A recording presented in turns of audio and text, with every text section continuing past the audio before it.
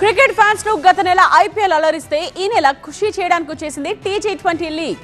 ఇప్పటికే dates teams fix అయిపోయాయి. ఈ రోజు కప్ ను రివ్యూ చేయనుంది Hyderabad cricket association.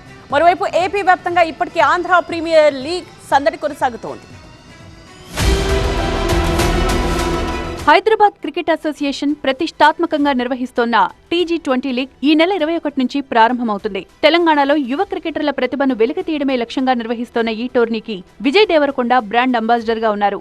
Srinidhi university title sponsorer గా వ్యవహరిస్తోన్న ఈ లీగ్ లో 8 జట్లు పోటీ పడుతున్నాయి. ప్రతి జట్టు మిగతా అన్ని టీములతో ఒక్కో మ్యాచ్ ఆడుతుంది. తొలి మ్యాచ్ లో Palamuru strikers Anvitha Khammam SS తలపడతాయి.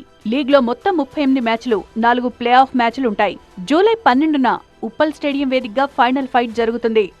Vijay Devarakonda, film star and youth icon, has come forward on board to be official brand ambassador for TG20.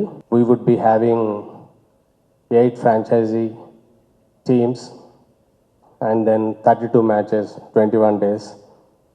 21 days are going to be really exciting for state of Telangana. And apart from that, Srinidhi University has come forward as the lead sponsor, title sponsor for TG20. So we are happy that, that they have shown interest on cricket for the state of Telangana.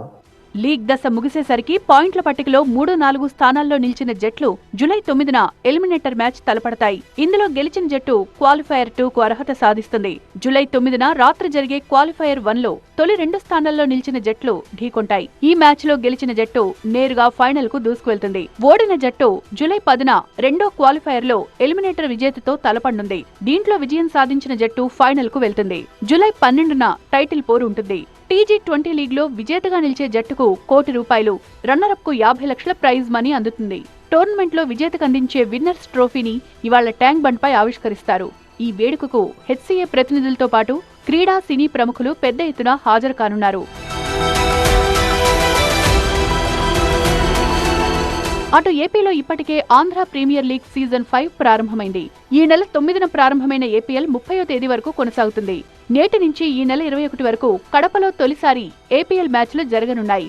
YS Rajareddy స్టేడియంలో మొత్తం 9 మ్యాచ్లు జరుగుతాయి. మ్యాచ్లను ఉచితంగా చూడవచ్చు.